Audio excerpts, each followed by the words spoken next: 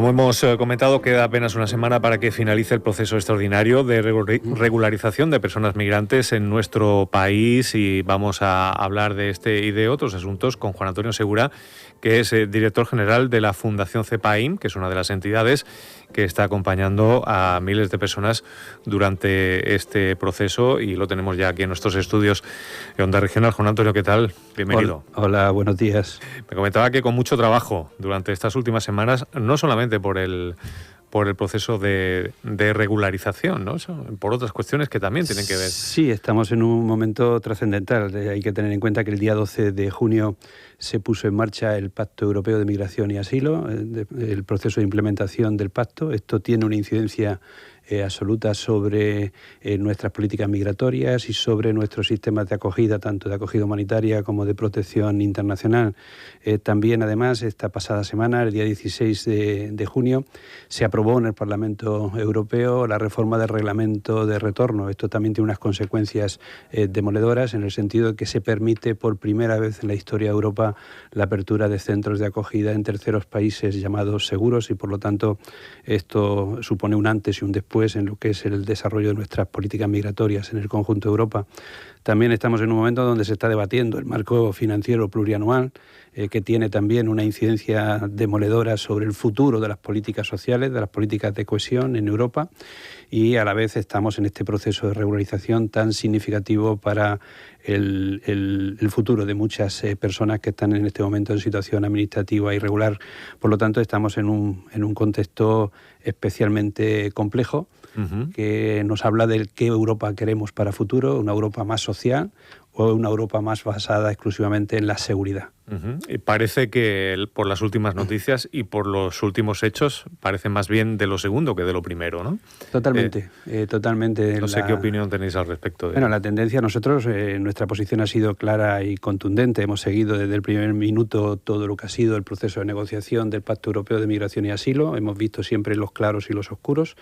Finalmente nos encontramos con la aplicación de un pacto en donde deja un cierto margen a los Estados para poder implementar unas políticas migratorias más basadas en derechos, pero realmente pone su mirada en la gestión de la frontera exterior, mayor seguridad exterior, y se olvida este Pacto Europeo de Migración y Asilo del interno, de nuestras ciudades, de nuestra Europa, de nuestros estados, esas fronteras invisibles que se están construyendo con muros que separan a la población autóctona de la población migrante, en base a discursos de odio, discursos de miedo, el crecimiento del racismo, la discriminación, la xenofobia. Esas fronteras no estamos poniendo el centro en ellas con este Pacto Europeo de Migración y Asilo. Y evidentemente, si añadimos el acuerdo del Parlamento Europeo sobre la reforma del reglamento de retorno, esto es un antes y un después en la apuesta por externalizar la gestión de las migraciones, por situarnos en la frontera, en la gestión de la frontera, en las medidas de seguridad y no de integración, de construcción de convivencia en nuestro país. Nos estamos equivocando desde nuestro punto de vista. Europa está equivocándose, está actuando con miedo a la defensiva, y los grandes retos que tenemos en este momento, y desde luego la movilidad humana no se va a gestionar exclusivamente desde políticas de seguridad y desde el refuerzo de nuestras fronteras exteriores.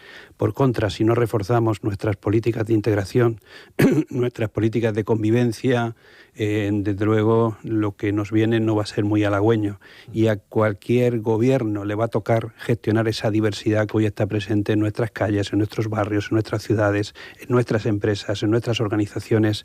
Gestionar esa diversidad es el gran reto que tenemos. No solo gestionar la frontera. Sí. Haciendo hincapié en esa cuestión, siempre hemos comentado, y lo hemos hecho hace ya varios años, por el tema de las primeras, segundas generaciones, que España tenía la oportunidad de no cometer los mismos errores que había sucedido en Francia en el proceso de integración de las personas inmigrantes, porque hemos visto cómo en el vecino país se han producido determinadas situaciones que hacían o que nos mostraban quizás que la política no había actuado de manera correcta. No sé si nosotros estamos aprovechando esa ventaja o se están cometiendo los mismos errores de al final propiciar que gente que lleva en este país o en otro varias décadas, que incluso ha nacido aquí, que es español, que es murciano, no se sienta parte de aquí, no se sienta totalmente integrado. ¿Estamos aprovechando esa ventaja o estamos cometiendo los mismos errores? Estamos a punto de cometer los mismos errores. Cuando ponemos la mirada hacia Europa, efectivamente hay como 3 grandes modelos de gestión de estas migraciones, de esta diversidad que implica la migración. El modelo al que tú haces alusión, el modelo de la asimilación cultural, el modelo francés, que se ha acreditado como fracasado a lo largo del ciclo histórico y que no propicia ese sentido de pertenencia, ese reconocimiento y ese sentido de pertenencia de la población migrante al territorio. El modelo anglosajón del multiculturalismo, que sí que reconoce el valor de la diferencia del otro, pero no le da ningún espacio de relación, de encuentro, de interacción entre población autóctona y población migrante, que cada uno ocupe su espacio. Esto nos lleva a la segregación. Y lo estamos viviendo ya en nuestra región, lo estamos viviendo en nuestro país. Empezamos a ver cómo se configuran barrios de población migrante, cómo se configuran centros educativos con una escolarización muy significativa de hijos y hijas de familias migrantes. Esto no nos lleva hacia la convivencia, nos lleva hacia la segregación. Y por tanto el modelo, que es el modelo intercultural, el modelo por el que había apostado España, lo hemos dejado atrás. Necesitamos recuperar el modelo intercultural. Es el interculturalismo y el modelo intercultural desde luego donde está la esencia, el secreto del modelo exitoso de la gestión de la diversidad. ¿Y esto qué significa para nuestros oyentes? Estamos hablando de no solo reconocer la diversidad del otro, estamos hablando de que desde la política pública, desde la política educativa, desde la política social, desde la política cultural, desde todos los ámbitos, desde la política de vivienda, desde el modelo urbano, del modelo de ciudad, se construyan espacios para la relación, para el encuentro, para la comunicación, para la interacción. Si no lo hacemos así, no podremos construir la convivencia. Y desde luego los escenarios que tenemos son la hostilidad frente al diferente, no creemos que eso nadie lo quiera, aunque parece ser que alguien lo quiere provocar, la mera coexistencia pacífica con los diferentes o la convivencia. Y la convivencia, como yo siempre digo, no es un regalo divino, se construye de la política pública. Y hay que hacer esa apuesta porque la escuela sea inclusiva, porque la ciudad sea inclusiva, porque se busquen los espacios de relación y no de exclusión. Si seguimos construyendo un modelo segregador de las diferencias, la población migrante estará entre nosotros porque esto es inexorable, porque se necesita como mano de obra, pero no le damos el acceso a la vecindad, a la ciudadanía, en todos los ámbitos, en todas las dimensiones. Ese es el gran reto que tenemos por delante, construir el modelo intercultural de gestión de la diversidad en España, porque es el modelo de éxito frente a modelos del multiculturalistas o de asimilación cultural que se han demostrado fracasados. Que no funcionan. Pero parece que lo estamos copiando de una manera o de otra. Estamos repitiendo, o lo estamos dejando hacer que ocurra. Estamos repitiendo errores y estamos efectivamente pensando que la gestión de la diversidad se va a hacer sola.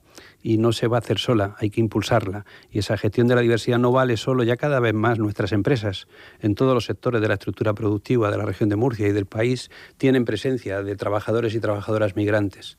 Nuestras organizaciones están constituidas por personas migrantes, nuestro tejido asociativo, nuestro barrio, las escuelas. Pero la pregunta es cómo gestionamos esa diversidad. La diversidad es una realidad.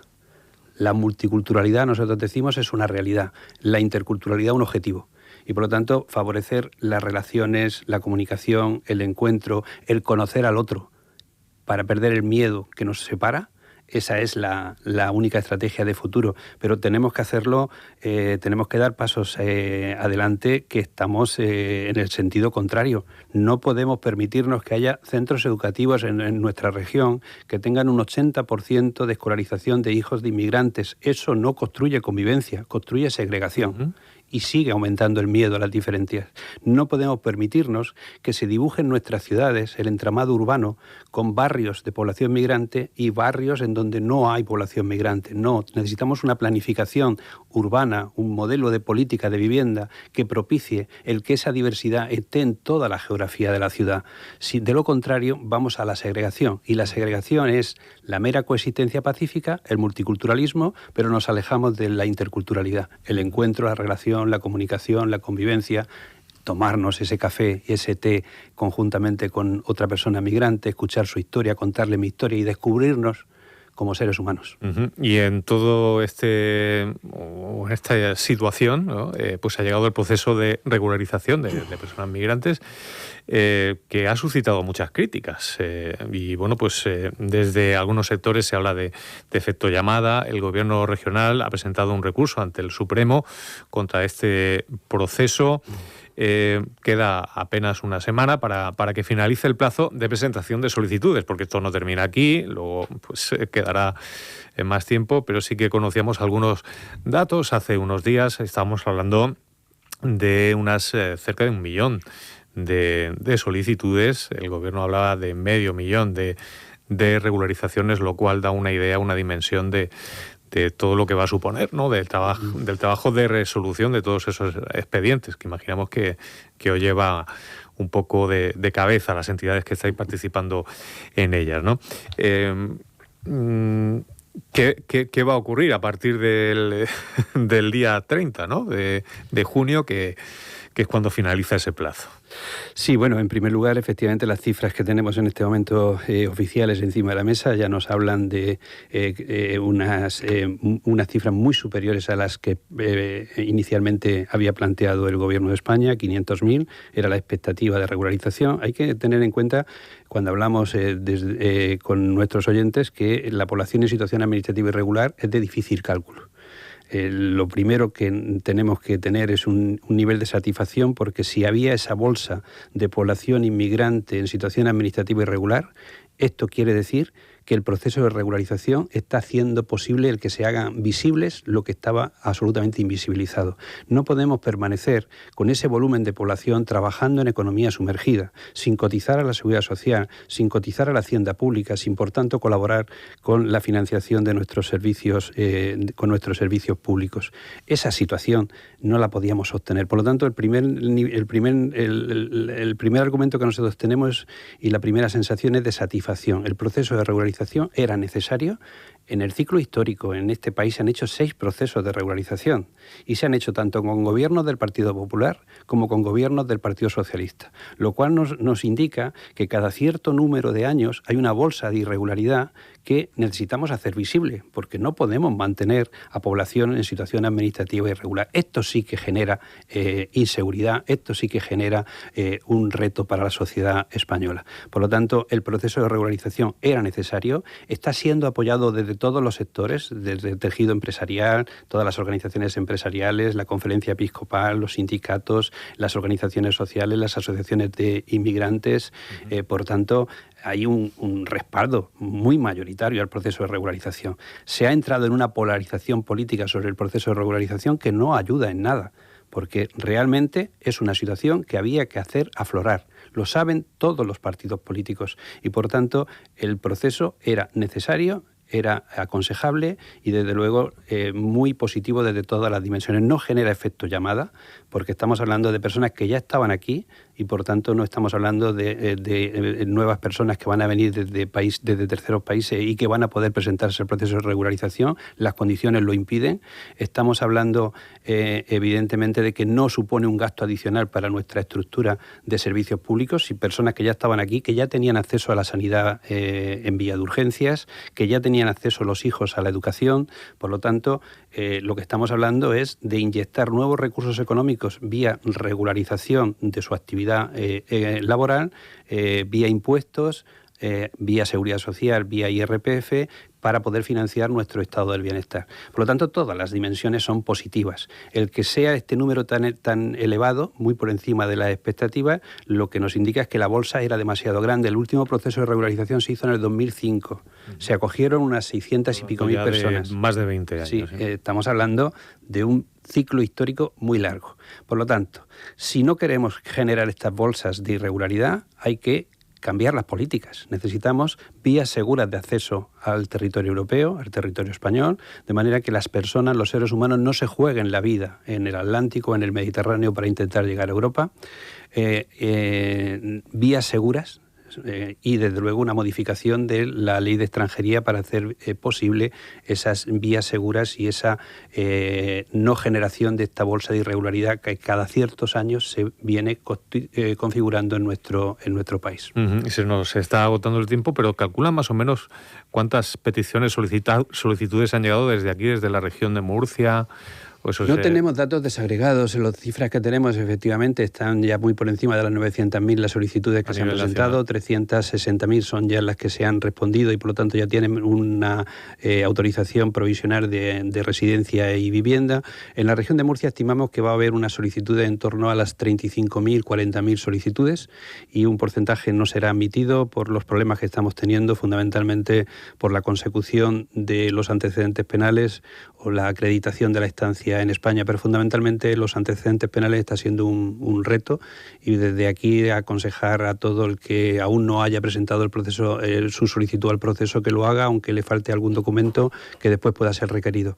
Durante un par de meses se podrán subsanar esos documentos. Correcto.